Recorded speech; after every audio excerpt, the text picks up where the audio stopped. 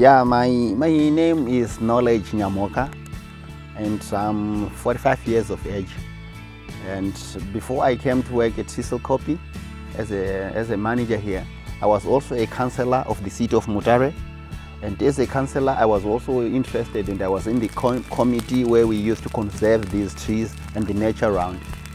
So even though I was still in the industry, I was too much driven with wanting to reserve nature.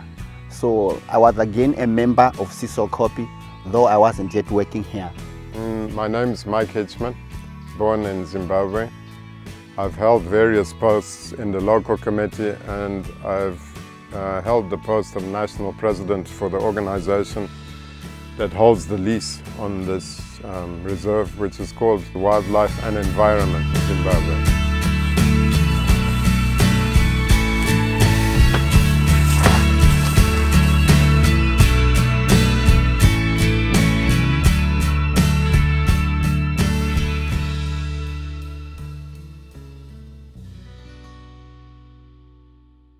My name is Evelyn Garakana. I'm 24. I can basically describe myself as someone who loves nature. I studied ecology at the University of Zimbabwe. About 2-3 years ago, I met some people who introduced me to Wildlife Environment Zimbabwe and Cecil Kop Nature Reserve, and they asked me if I was interested in joining, and of course I was keen. It was such an honor for me to be working with wildlife at that level, and also with people who had so much years of experience. So I would do part-time because I was still at school, so I would come during vacations and do some voluntary work. So from that time, that's when I decided that when I finish school, I want to come here and devote my time, my energy, my everything into this project.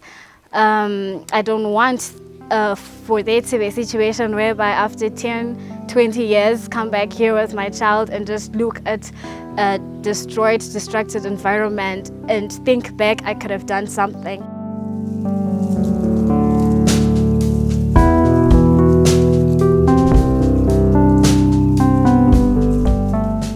Personally, I've been involved with this reserve since '87. In 2006, I was involved with some issues that caused me to be absent from this project, unwillingly, but I was absent. And during my absence, the project was basically taken over by people with the wrong motives. And for 6 years, the park was run into the ground. The biggest impact was on all the plant species. Most of them are no longer in the park. They were poached out during those 6 years. In 2012, myself and a close friend of mine, Knowledge Nyamoka, decided that enough was enough. So we took this project back over with quite a struggle.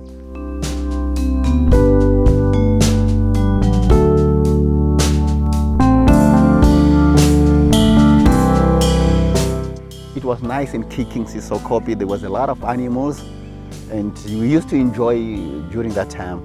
But when we came back again, we discovered that things were not as they were.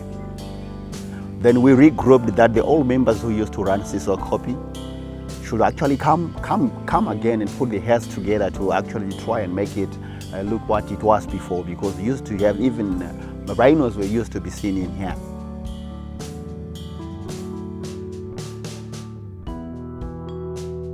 And out of the committee which was there, I also happened volunteering doing the management part of the Cecil Kop. The team which was running Cecil Kop, it actually made it so dilapidated that even the fence animals were now moving to the homesteads of people.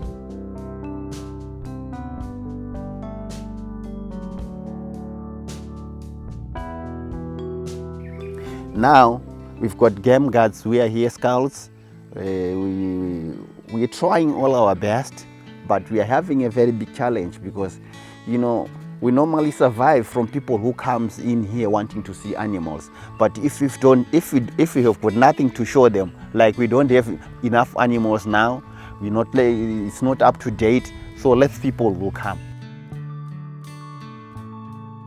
From my point of view, Cecil Kop have got a potential of looking better and being good, because from the management team we have this time, we are too much focused on trying to bring it on its feet like what he was before.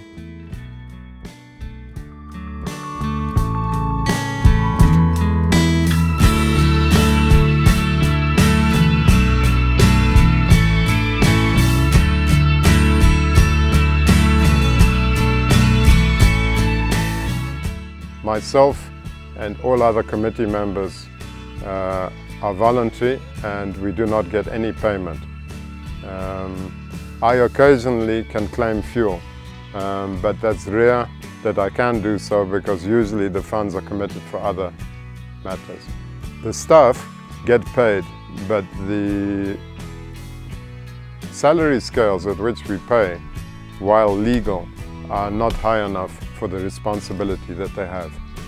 It's regrettable, but it's understood that if the park manages to get on an even keel, that we would be revising those salaries upwards. There's not many game parks of this size and nature within the city boundaries. Basically, as we've mentioned before, the fence isn't complete because we were assisted with funding in kind to do the amount of fencing that has been re-erected, but we still have probably about half of the fence to complete.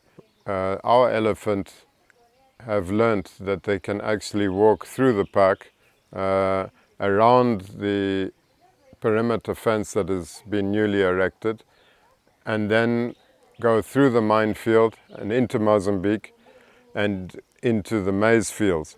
And so what's happening is we're playing musical chairs with the elephants, because they leave the park.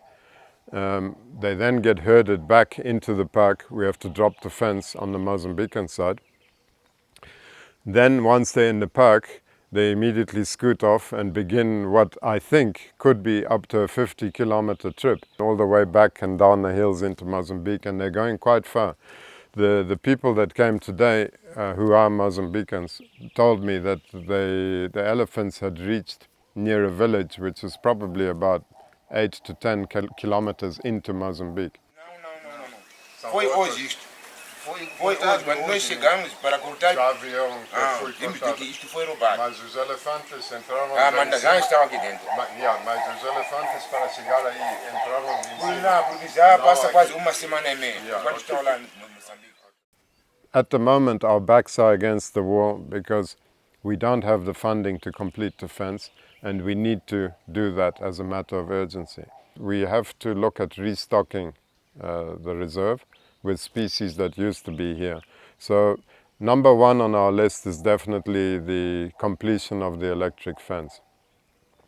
Number two would be looking at the infrastructure. We have a road network and we have buildings and structures which are looking very dilapidated.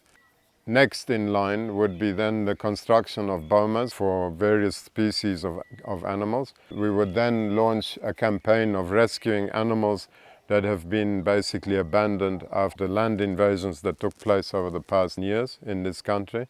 We've ended up with a whole lot of wild animals that are roaming in areas which are very dangerous for them. So in conjunction with the Parks and Wildlife Authority, who have earmarked these various species, what we could do is then go there, capture those animals and then bring them here where they can live safely. And I think that if we achieved any of those objectives, it would make a big difference for us.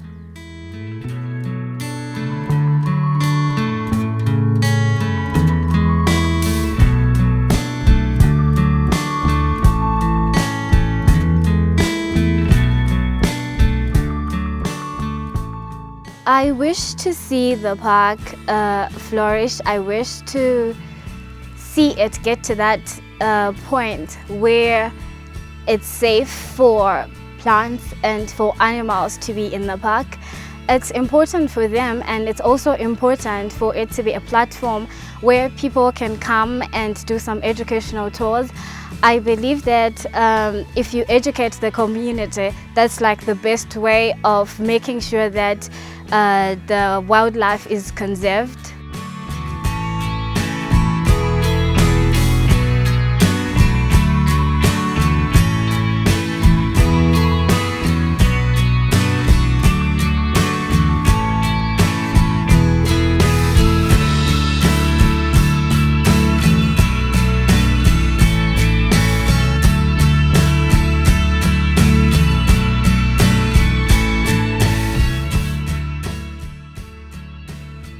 What we are hoping is that people who view the project and listen to what we have to say about it find that perhaps our project is worthy of some support.